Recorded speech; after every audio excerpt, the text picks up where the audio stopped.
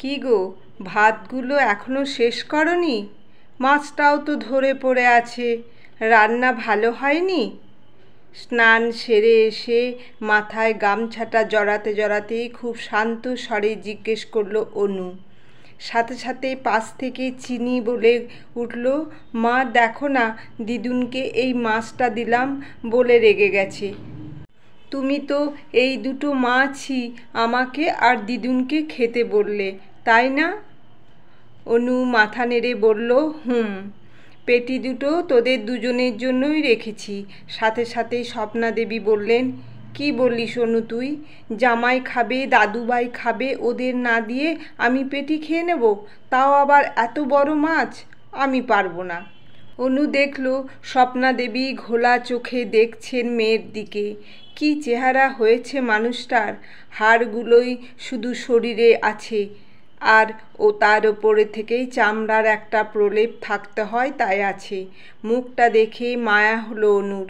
এবার একটু ধমকের প্রয়োজন। রেগে বলল, তুমি খাবে নাকি আমি খাইয়ে দেব? আমার কিন্তু এখনো পুজো দেওয়া বাকি আছে। খুব খিদেও পেয়েছে আমার। মেয়ের কথা শুনেই স্বপ্না দেবী ভাতগুলো আবার নাড়াচাড়া করতে লাগলেন। চিনির ততক্ষণে খাওয়া হয়ে গেছে। এঁটো হাতেই বসে মোবাইল দেখছে। অনু বলে, ঠাকুরের জলটা নিতে গিয়ে দেখল স্বপ্না দেবী খাওয়ার থেকে ভাবছে বেশি। অনু দাঁড়িয়ে বলল, মা অত ভেবো না, খেয়ে নাও। এই ইলিশ মাছের সময় নয়, তাও তোমার জন্য খুঁজে তোমার জামাই এনেছে, শুধু তুমি ভালো খাও বলে। এবার তুমি না খেলে ওর ভালো লাগবে? স্বপ্না দেবী বললেন, ছেলে মানুষ, ওরা ওইটুকু মাছ দিয়ে ভাত খেতে পারে? আমাদের বরং ওগুলো দিতিস। স্বপ্না দেবীর কথা শুনে মোবাইল থেকে মুখ তুলে দেখল চিনি একবার। চোখে মুখে বিস্ময়। অনুর মনে পড়ল ছোটবেলার কথা। ও আর ওর দাদা প্রায় 4 বছরের ছোট বড়। ছোট থেকেই দেখে আসছে বড় মাছের পিসটা দাদার পাতেই পড়তো। মাংস খেতে খুব ভালোবাসত অনু, কিন্তু দাদার বাটিতে ওর থেকে 2টো পিস হলেও বেশি থাকতো। পুজোতে জামাও 2টো একটা বেশি পেত দাদায়। বাবা প্রচণ্ড ভালোবাসতেন অনুকে, কিন্তু কাজের সূত্রে বাইরে থাকায় সংসার পুরোটাই ছিল স্বপ্না দেবীর হাতে।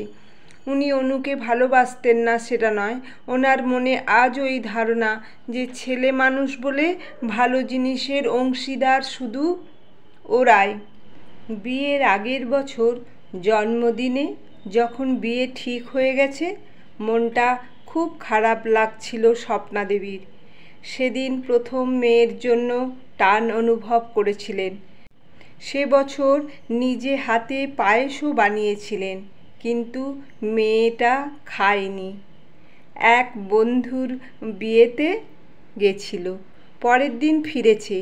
ফোনে স্বপ্না দেবী বলেছিলেন, তোর নামে পায়েস বানালাম।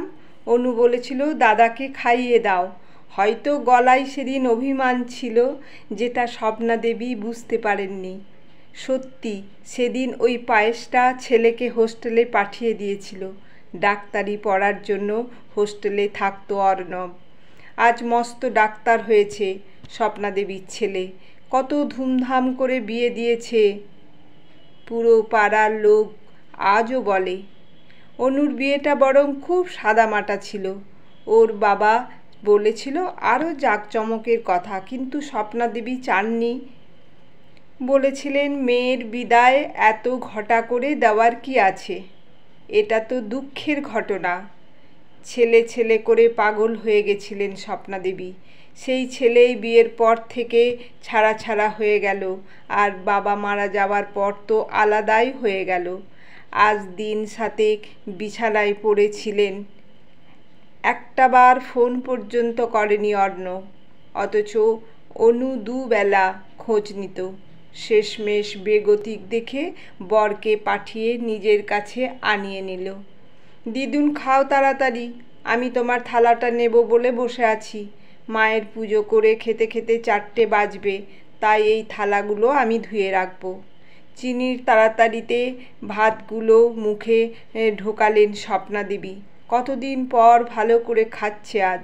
কত যত্ন আছে এই খাবারে, অথচ মেয়েটাকে কত অযত্নে বড় করেছেন। সন্ধে 7টায় বাড়ি ফিরল সানি। ও কলেজে পড়ে ফার্স্ট ইয়ার, আর চিনির ক্লাস 10। কলেজ করে টিউশন পড়ে এই সময় বাড়ি ফেরেও। এসেই দিদুনকে দেখে, প্রণাম করলো। স্বপ্নাদেবী দেখলেন সানিকে পুরো অর্ণবের ছোটবেলার মতো দেখতে। মুখের আদল, গালের হালকা দাড়ির রেখা, এমনকি গলায় স্বর। একটু দূরে থাকে বলে অনু খুব একটা বাপের বাড়ি যায় না। বাবা মারা যাওয়ার পর তো হাতে গুনে কয়েকবার গেছে। ফোনে খোঁজ রাখে ঠিকই, কিন্তু সেটা নিয়মে রাখতে। মনের টান কখনোই তৈরি হয়নি। এর জন্য দায়ী স্বপ্নাদেবী। ওনারই এক চোখামির ফল। তাই নাতি নাতনিগুলোকে বড় হওয়ার পর এই দেখছে স্বপ্নাদেবী। নিজের অজান্তেই বলে ফেললেন স্বপ্নাদেবী, সানিকে দেখতে পুরো বাবুর মতো, তাই না অনু, বল? অনু রাতে রুটির আটা মাখতে মাখতে বলল, ওটাই তো ভয়। পড়াশোনায়ও তোমার বাবুর মতোই তুখোড়, কিন্তু স্বভাবটা ঠাকুর ঠিক রাখুক। আশা করি ওটা তোমার বাবুর মতো হবে না। আমি ওকে ওরকম মানুষ করিনি। ছোট থেকে শিখিয়ে দিয়েছে বোন পরিবারের ঠিক কোথায়। একটু যেন ব্যাকা লাগলো অনুর গলাটা। চিনি সবার জন্য চাটা বসা মা। পরিস্থিতি সামলে নিয়ে মেয়ের উদ্দেশ্যে বলল অনু। চিনি ঘর থেকে বলল, দাদা বসাক, আমি পারবো না। সানি নিজের ঘর থেকে বলল, পারবো না রে।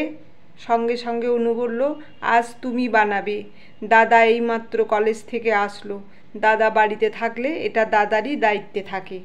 নিজের ঘর থেকে সানি বলল, ঠিক হয়েছে।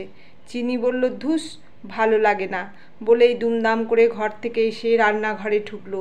কিছুক্ষণের মধ্যে চা করে আনলো সবার জন্য, সাথে ন্যাগেটসও ভেজে এনেছে দাদার জন্য। চায়ের ট্রেটা রেখে বলল, দাদা ডাইনিংয়ে আয়, চা এনেছি।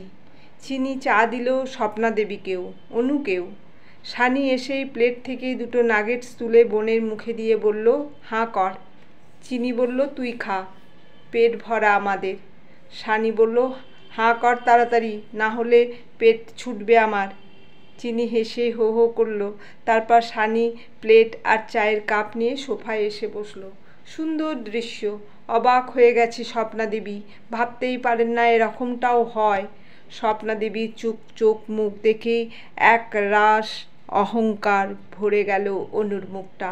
এটাই তো টান, এটাই তো ভালোবাসা। দাদার কষ্টে বোন কাঁদবে, বোনের আনন্দে দাদা হাসবে। এটাই পরিবার, এটাই সুখ। আর সুখটা পেতে গেলে ছোট থেকেই চারা গাছগুলো সঠিক শিক্ষা দিতে হয়। আর সেই শিক্ষায় ঘাটতি থাকলেই ভাঙন ধরে যায় পুরো পরিবারে। বাইরে থেকে যারা আসে বিয়ে হয়ে, তারা শুধু শুধু দোষের ভাগিদার হয়। অনু দেখল স্বপ্নাদেবী করুণ মুখে দেখছে ভাই বোনের খুনসুটি। হয়তো অনুদের ছোটবেলাটা মনে পড়ছে, হয়তো বা আর একবার ধরার চেষ্টা করছে সূত্রে নেবে বলে। গল্প এক চোখ। কলমে অনিন্দিতা মুখার্জি সাহা।